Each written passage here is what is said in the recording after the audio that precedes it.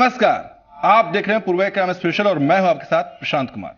बचपन बड़ा ही मासूम होता है, प्यारा होता है, लेकिन इसी बचपन को कुचलने की, रौंदने की कोशिश की जाती है और यह घिनौनी कोशिश कोई और नहीं बल्कि एक खाकी वाला ही करता है। अगर यह सुनकर आप चौंक गए तो आपका चौंकना लाजमी है, लेकिन यह हकीकत भी है। हम आपको पूरी खबर बताएंगे और बात करेंगे आपकी कमाई पर पड़ रहे निगाह की भी। पटना पुलिस ने ऐसे लोगों को गिरफ्तार किया है जो आपकी मेहनत की कमाई पर अपना हाथ साफ करते थे। हम आपको पूरी तस्वीर दिखाएंगे और साथ ही आपको गुनाह की बड़ी खबरों से भी रूबरू करवाएंगे। तो अगले आधे घंटे तक देखते रहिए आपका अपना शो पूर्व क्राइम स्पेशल।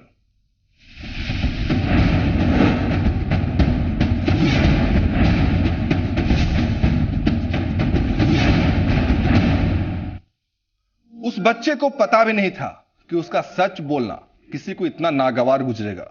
उस बच्चे की उम्र महज 10 साल की है। उसने एक पुलिस वाले को मुफ्त में चाय पिलाने से इनकार कर दिया। फिर क्या था, उसका बचपन खाकी के नीचे कुचला जाने लगा। फिलहाल वो मासूम अस्पताल में भर्ती है।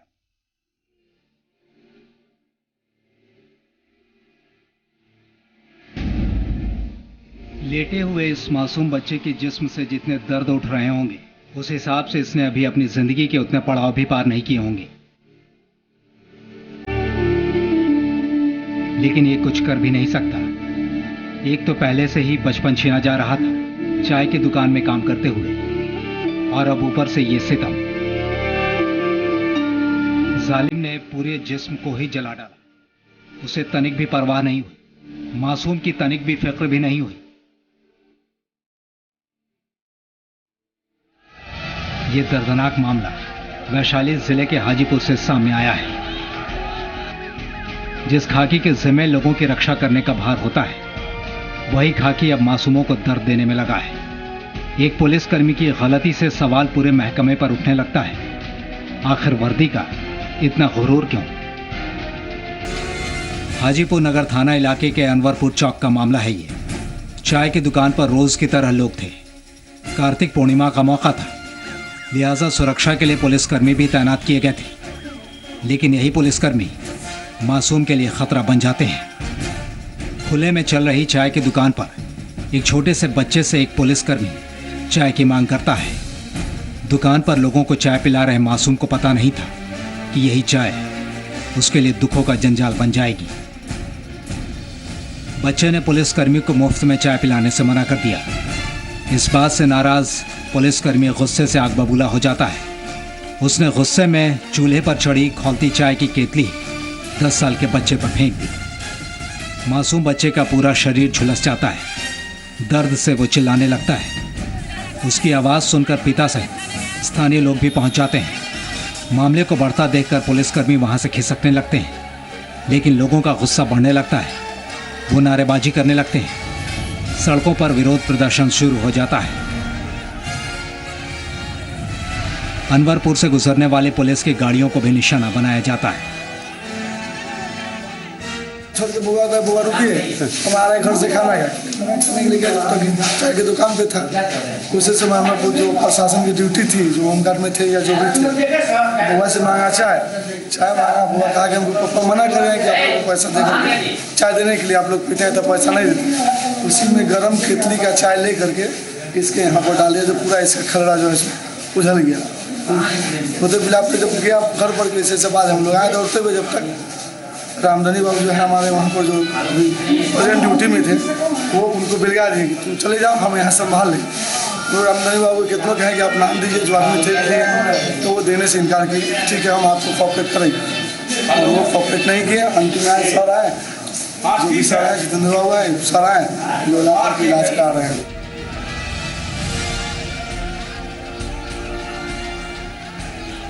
हालात खराब होता देख अनुसूचित जाति जनजाति थाने की पुलिस पहल करती है और फिर बच्चे का इलाज सदर अस्पताल में शुरू किया जाता है। लोगों के बढ़ते गुस्से को देखकर उन्हें भरोसा दिया जाता है। कहा जाता है दोषियों पर सख्त कार्रवाई की जाएगी। सड़क खाली करवा दी जाती है। लेकिन सवाल है कि पीड़ित बच्चे के हिस्से में इंसाफ कब आएगा, या फिर ये भी महज भरोसा बनकर ही रह जाएगा।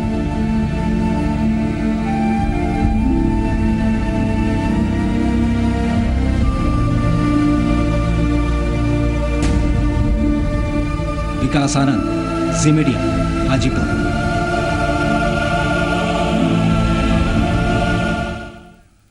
मुंगेर पुलिस को बड़ी कामयाबी हाथ लगी है। पुलिस ने 9 मिनी गन फैक्ट्रियों का खुलासा किया है। एक तरफ यह पुलिस के लिए कामयाबी भी है तो दूसरी तरफ सुरक्षा पर गंभीर सवाल भी खड़े होते हैं।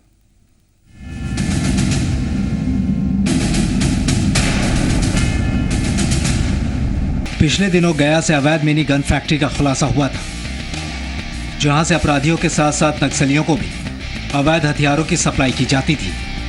इस बार सूबे की पुलिस ने मुंगेर से अवैध मिनी गन फैक्ट्री का खुलासा किया है। मुफस्सिल थाना इलाके के तौफिर दियारा में छापेमारी की। इस छापेमारी में पुलिस को 9 मिनी गन फैक्ट्री का पता चला। इतना ही नहीं, पुलिस ने अवैध हथियारों को बनाते हुए रंगे हाथ 8 लोगों को भी गिरफ्तार किया है। गिरफ्तार लोगों के पास से कुछ बने हुए और कुछ आधे बने हथियार भी बरामद किए गए हैं। साथ ही पुलिस के हाथ, दरअसल पुलिस को जानकारी मिली थी कि इलाके में अवैध फैक्ट्री चलाई जा रही है। इस जानकारी के बाद पुलिस ने अपना प्लान बनाया और कार्रवाई शुरू कर दी। एक टीम बनाई जाती है। इस टीम की नुमाइंदगी प्रशिक्षु डीएसपी कृष्ण मुरारी प्रसाद कर रहे थे। जिन लोगों को पुलिस ने गिरफ्तार किया है, उनका कहना है कि वे लोग दैनिक मजदूरी के आधार पर काम करते थे। मोहम्मद फिरोज उर्फ फिजवा के लिए हथियार बनाया करते थे। एक हथियार बनाने के लिए बाकायदा 2500 रुपए दिए जाते थे। टोटल 9 मिनीगन फैक्ट्री वहाँ पर एस्टेब्लिश था और एकदम दियारा क्षेत्र में था, और जो जंगल में काश में लोग छिप करके बना रहे थे। और उसी के क्रम में चारों तरफ से घेराबंदी करने के बावजूद भी 2 आदमी भागने में सफल हो गए। कुछ लोग घोड़ा का यूज़ किया और भारी संख्या में जो है सो बनाने का बेस मशीन, हथियार, उसका प्लम्बर, सारे रेती कांटी के साथ 14 निर्मित पिस्टल बरामद किया गया और 8 आदमी दबोच गए। पुलिस के लिए ये कामयाबी बड़ी मानी जा सकती है, लेकिन लगातार मिल रही अवैध मिनी गन फैक्ट्री सुरक्षा के लिए कई गंभीर सवाल खड़े करती है। देखना है कि इस चुनौती से पुलिस कैसे निपट पाती है। प्रशांत कुमार, जी मीडिया, मुंगेर।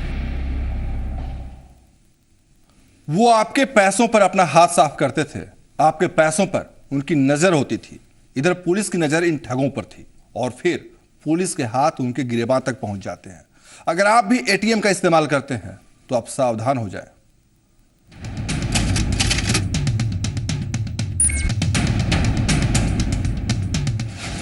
आपकी मेहनत की कमाई पर किसी की नजर होती है, वो आपसे ही पूछकर आपकी कमाई पर हाथ साफ कर देते हैं। वो बड़ी आसानी से आपके पैसों पर अपना हाथ साफ करते हैं।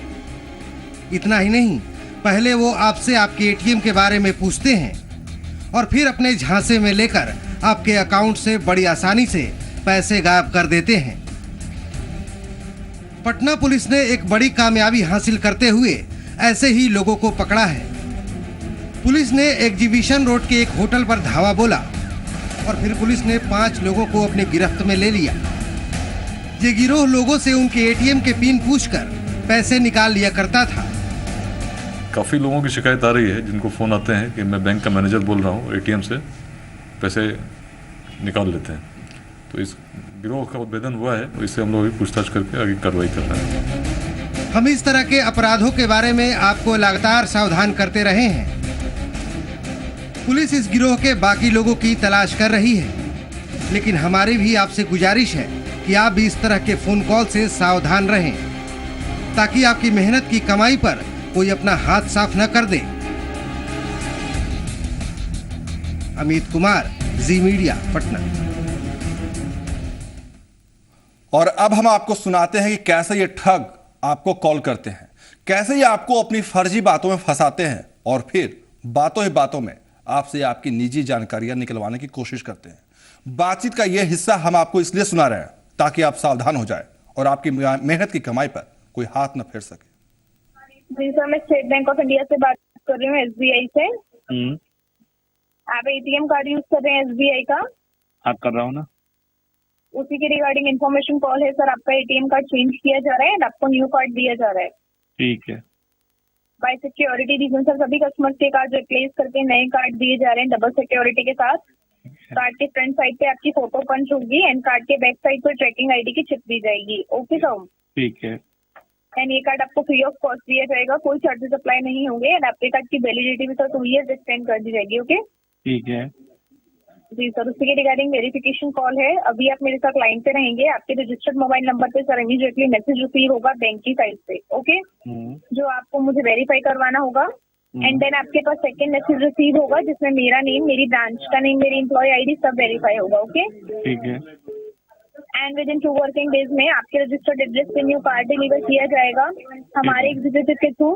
तब तक आप अपना पुराना कार्ड सर इजीली यूज कर सकते हैं। ओके ठीक है एंड वेरिफिकेशन में सर मैं ओनली ओपन वेरिफिकेशन करूंगी, कोई भी कॉन्फिडेंशियल डिटेल आपसे कंफर्म नहीं की जाएगी ठीक है एंड ना ही आपका कोई पिन या पासवर्ड एंड वो आपने शेयर भी नहीं करना है कभी किसी के साथ। होंगे तो ठीक है कार्ड कैरी कर रहे हैं अभी? कार्ड है आपके पास आपका? है ना? कार्ड है सर अभी आपके पास? हाँ है ना। तो एक चीज आपके कार्ड पे वीजा लिखा है, मेस्ट्रो लिखा है? वीजा लिखा है।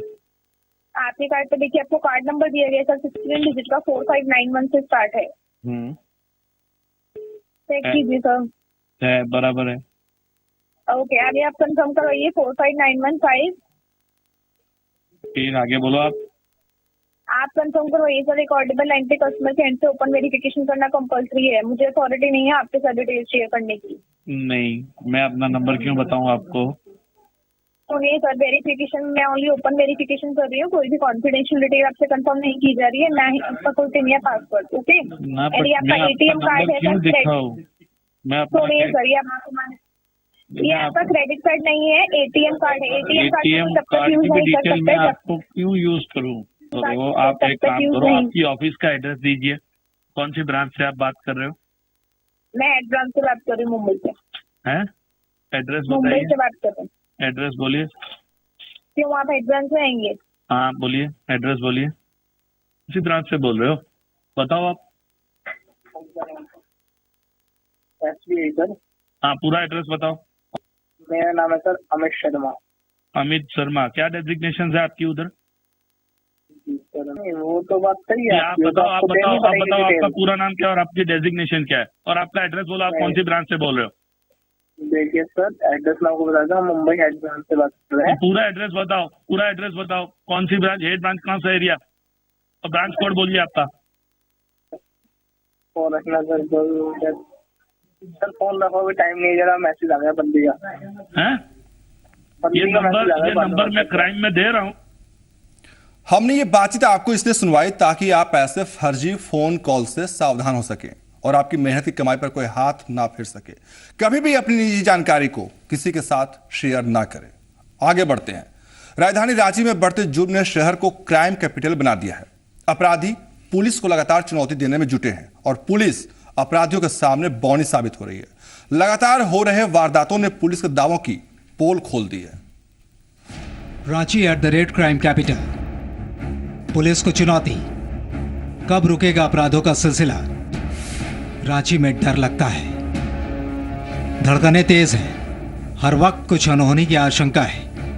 इन दिनों राजधानी रांची के बाशिंदों का कुछ ऐसा ही हाल है। अपराधी बेखौफ नजर आ रहे हैं। अपराधी एक के बाद एक ताबड़तोड़ आपराधिक घटनाओं को अंजाम देकर फरार हो रहे हैं। 26 नवंबर की सुबह भी राजधानी वासियों की नींद गोलियों के थर्राहट से टूटी, जिसमें निशाना बने इलाके के मांडर के रहने वाले व्यवसायी शाहिद। अपराधियों ने पहले शाहिद से 8 लाख रुपए लूटे। जब शाहिद ने विरोध जताया तो अपराधियों ने उन्हें गोली मार दी। ये तो सिर्फ एक घटना थी। रांची में अपराधी किस कदर सुरक्षा व्यवस्था की पोल खोल रहे हैं, उसकी लिस्ट को देखकर हर कोई सन्न रह जाएगा। 23 नवंबर को एसएसपी आवास के निकट PWD इंजीनियर पर अपराधियों ने गोलियां बरसाकर इलाके में दहशत पैदा कर दी थी। 22 नवंबर को तमाड़ में मुखिया प्रत्याशी राम सिंगर की हत्या हुई। 17 नवंबर को रातू थाना क्षेत्र में नाबालिग के साथ दुष्कर्म के बाद हत्या। 17 नवंबर को ही बूटी मोड़ में बंसी और राम की गोली मारकर हत्या। 14 नवंबर को पुंदाग इलाके में बलिराम महतो पर जानलेवा हमला। 7 नवंबर को सुखदेव नगर में युवती की पत्थर से कुचलकर हत्या और 4 नवंबर को मेन रोड पर व्यवसायी से 3 लाख रुपए की लूट। लिहाजा हर एक वारदात पुलिसिया व्यवस्था को खुली चुनौती दे रही थी। आखिरकार अपराधियों के सामने कब तक पुलिस घुटने टेकती हुई नजर आएगी, सवाल बड़ा होता जा रहा था। लिहाजा जवाब देने के लिए राज्य के डीजीपी को खुद सामने आना पड़ा। ऐसा नहीं है कि अगर हमारा एक यूनिट फेल करेगा तो हम ये बोलेंगे कि ये फेल कर गए और हम पास हो गए। पूरी व्यवस्था को एक यूनिट के रूप में क्लिक करना होगा और पासिंग द बक नहीं करना है। हमारी रिस्पॉन्सिबिलिटी है कि राजधानी को हम सुरक्षित रखें और हम पूरा प्रयास कर रहे हैं कि राजधानी को सुरक्षित रखने के लिए हम जो भी यथासंभव प्रयास है करेंगे और ये पूरी तरह से सुरक्षित होगी, इसमें कोई नहीं। खैर, पुलिस विभाग के मुखिया ये जरूर भरोसा दिला रहे हैं कि राजधानी वासियों की सुरक्षा में कोई कमी नहीं होने दी जाएगी। लेकिन सवाल ये है कि जब राजधानी में पुलिस का ये हाल है तो फिर राज्य के सुदूर इलाकों में सुरक्षा व्यवस्था का क्या हाल होगा। ये देखना दिलचस्प होगा कि झारखंड पुलिस का मजबूत और बेहतर सुरक्षा देने का भरोसा सिर्फ जुबानी ही है या फिर हकीकत में तब्दील होना है। सनी शारद, जी मीडिया, रांची। और अब बात जुर्म की हर बड़ी खबर की, गुनाह एक नजर में। पटना से खबर आने के बाद सभी अधिकारियों की नींद उड़ जाती है। मोबाइल पर धमकी दी जाती है कि सीएम नीतीश कुमार को बम से उड़ाकर मार दिया जाएगा। धमकी मिलते ही पुलिस के होश उड़ जाते हैं। पुलिस महकमा तुरंत हरकत में आ जाता है। मामला गंभीर था और फिर मधुबनी के जगतपुर से धमकी देने वाले शख्स को गिरफ्तार कर लिया जाता है। इस गिरफ्तारी के बाद पुलिस महकमे ने चैन की सांस जरूर ली है। गिरफ्तार आरोपी का नाम अजय चौधरी बताया जा रहा है और पुलिस उससे पूछताछ करने में जुट गई है। मुख्यमंत्री को धमकी दिए थे, क्या दिए थे? बम से उड़ा दी। बम से किसको उड़ा देंगे? सीम। मुख्यमंत्री को धमकी दिए थे, क्या दिए थे? बम से उड़ा दी। बम से किसको उड़ा देंगे? सीम। इसने ये स्वीकार कर रहा है कि हमने एसएमएस भेजा था और क्यों भेजा था ये तो इसके बारे में वो डिटेल में अभी हम नहीं बता सकते हैं क्योंकि मामले का अनुसंधान जो है वो पटना पुलिस कर रही, तो इसके बारे में वो वही डिटेल में बता पाए।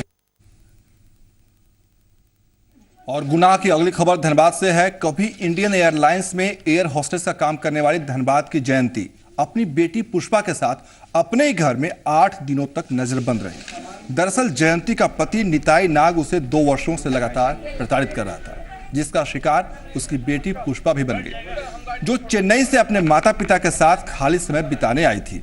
उसके बेरहम बाप निताई नाग ने 8 दिनों तक मां बेटी को बंधक बनाकर रखा और पत्नी जयंती के साथ मारपीट की। बाद में पड़ोसियों ने मां बेटी को बेरहम निताई के चंगुल से आजाद करवाया। आपको यह भी बता दें कि कोल कुसमा का रहने वाला निताई धनबाद के सिटी सेंटर में सेल्समैन का काम करता है।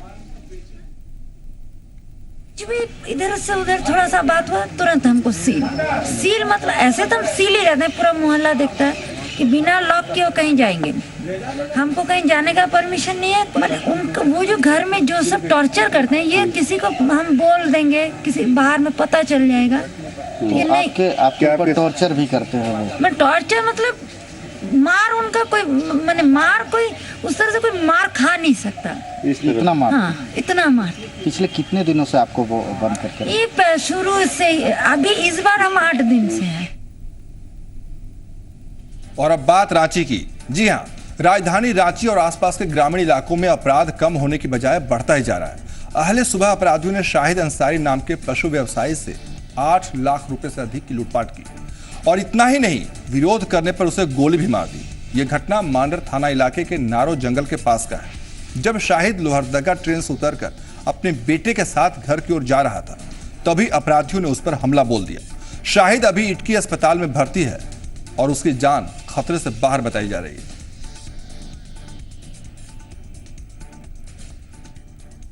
अगली खबर बिहटा से है। बिहटा में छेड़खानी के आरोप का सामना कर रहे 2 आरोपियों ने कोर्ट में सरेंडर कर दिया है। पिछले कुछ दिनों से बिहटा के एक स्कूल में मनचलों की छेड़खानी का मामला तूल पकड़ रहा था। इस मामले में पुलिस की दबिश काम कर गई। पुलिस बाकी आरोपियों को जल्द गिरफ्तार करने का दावा भी कर रही है। काफी दिन करीब पिछले 4-5 दिनों से शिक्षकों ने पढ़ाई बंद कर दी थी, क्योंकि वहाँ पर कुछ बच्चियों के साथ छेड़खानी की घटना घटी थी। इसमें एफआईआर दर्ज की गई थी और करीब 3 लोगों पर पुलिस ने काफ़ी दबिश बनाई थी। आज 2 लोग उसमें कोर्ट में सरेंडर किए हैं और बाकी जो अन्य है उसकी गिरफ्तारी के लिए पुलिस कार्रवाई कर रही है। गुनाह एक नजर में अगली खबर वैशाली से है, जहां बिदुपुर थाने के शीतलपुर कमालपुर गांव से एक बच्चे का अपहरण कर लिया जाता है। छात्र का नाम आकाश बताया जा रहा है और उसकी उम्र करीब 5 साल बताई जा रही है। आकाश मंगलवार की शाम से लापता है। परिजनों ने इस मामले में थाने में अपहरण का मामला दर्ज करा दिया है। मिल रही जानकारी के मुताबिक आकाश अपने शिक्षक को लाइट दिखाने के लिए अपने घर से बाहर निकला था, लेकिन वो वापस घर नहीं लौटता है। बाद में उसका टॉर्च घर के बाहर रास्ते में गिरा पाया जाता है। उसके बाद अनहोनी की आशंका से भयभीत परिजनों ने आकाश को पूरे गांव में तलाशा, लेकिन बच्चे का कहीं भी पता नहीं चलता है। अच्छा पढ़ता था, टीचर पढ़ाते थे, वो नीचे उतरा है लाइट लेकर, वो आगे बढ़े हैं। इसके बाद उसको पूरा अथी जो होता है वहाँ पर उतार कर लेकर लाइट वजह छोड़ दिया। थाना में किस तरह का मामला दर्ज है? दर्ज FIR हुआ। कैसा FIR? अपहरण का कि वंशहत्या का? क्या चीज़? अपहरण। आकाश जो है वो गोपाल प्रसाद जी का पोता है। कल शाम में 5:45 बजे वो अपने घर में ट्यूशन पढ़ा, उसके बाद से वो गायब है। इस संबंध में हम लोग प्राथमिकी दर्ज कर अनुसंधान कर रहे हैं और अनुसंधान बहुत तेजी से आगे बढ़ रहा है। और बाढ़ के अथमल गोला रेलवे स्टेशन पर लगा मीना बाजार इन दिनों सुर्खियां बटोर रहा है। दानापुर रेलखंड पर लगे इस बाजार से हर दिन मोटी रकम वसूली जा रही है। दुकानदारों का आरोप है कि RPF के जरिए यहां जमकर वसूली करवाया जा रहा है। वहीं बाढ़ स्टेशन पर सब्जी दुकान और सैलून खुले होने के बावजूद RPF की तरफ से कोई कार्रवाई नहीं करना कई तरह के सवाल खड़े करता है। बेऊर जेल में पटना पुलिस और जिला प्रशासन ने छापेमारी की। 3 घंटे तक चली छापेमारी के दौरान कई सिम कार्ड बरामद किए गए। पुलिस पूरे मामले की जांच कर रही है। अपराध नियंत्रण के लिए सभी थानाध्यक्षों को हर प्रकार की कार्रवाई करने का निर्देश क्राइम मीटिंग में दिया गया था। साथ ही साथ नियमित रूप से जेलों पर छापेमारी करने के लिए सभी DSPs को भी डायरेक्शंस दिए गए हैं। इसी क्रम में आज बेऊर जेल में रेड किया गया था, जहां पर एक सिम कार्ड और एक बैटरी इत्यादि बरामद की गई है। काफ़ी गहन तलाशी ली गई थी। इसमें FIR दर्ज की गई है और हम अनुसंधान कर रहे हैं। और गुनाह एक नजर में अगली खबर बाढ़ से है। बाढ़ जंक्शन की सुरक्षा में तैनात GRP के इस जवान का नाम जितेंद्र कुमार है। सार्वजनिक संपत्ति की सुरक्षा को ताक पर रखकर DJ की धुन पर थिरकते दिख रहे इस जवान को जरा गौर से देखिए। जिस शख्स पर रेलवे की सुरक्षा की जिम्मेदारी है, वही लक्ष्मी पूजा विसर्जन के दौरान मदहोश नजर आया। ताज्जुब इस बात की है कि अभी तक विभाग ने जवान से इस बारे में कोई जवाब तलब नहीं किया है।